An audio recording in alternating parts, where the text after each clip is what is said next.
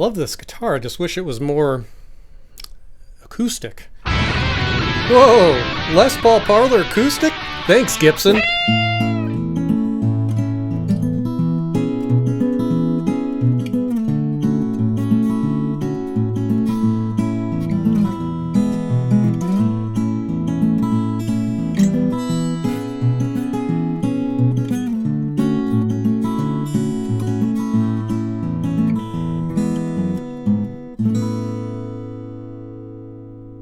Hello again, friends. Matt with Eddie's Guitars coming to you as always from St. Louis, Missouri, and we've got a very fun, very interesting guitar to check out today. Yes, the Gibson Les Paul Parlor Acoustic guitar, a combination of words I perhaps never thought I would be using in the same sentence, let alone seeing this in actual model form. What we have here is Gibson's Parlor body design here. It's a 14 fret Venetian cutaway body with a curly maple top, and certainly a unmistakable, very classic Vintage Cherry Sunburst with, of course, that Les Paul inspired cream colored pickguard that's been applied right to that top here. You can see that the binding on the guitar matches the theme very well, being that nice cream colored binding.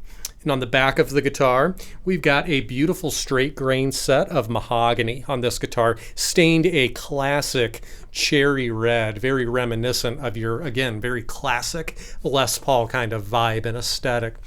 You'll see on the fingerboard we have that nice cream colored binding matching the body of the guitar, as well as those, again, super classic trapezoid inlays going all the way up that fingerboard. All the way up on the headstock you can see that jet black holly veneer with that classic inlaid Gibson logo all the way up top, and right in the center of the headstock you can see that Les Paul model silk screened right on the face of the headstock. And again, not a headstock I would ever associate with an acoustic guitar, but a very cool creation in this guitar here. We've got a very comfortable C profile neck with a very familiar 24 3/4 inch scale length, and I'll tell you, just the size of body, the way that they've braced this, and again that maple top combined with the mahogany back and sides is perhaps a more versatile sound than I was anticipating, to be sure, both on the fingerstyle end of things as well as the strumming rhythm end of things. This guitar performs very well. I think particularly like a singer-songwriter, this would be a great comfortable stage guitar.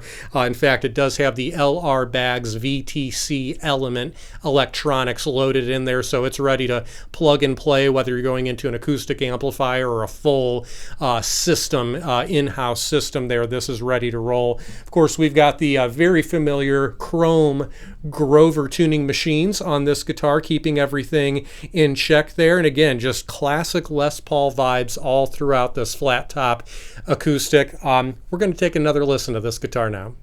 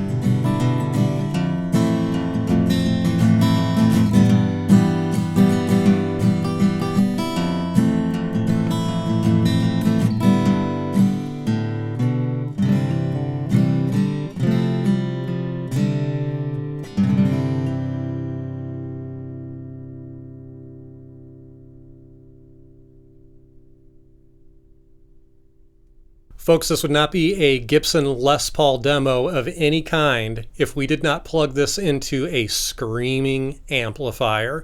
For good measure, we need to hear how this baby sounds really amplified. We're going to take a listen now.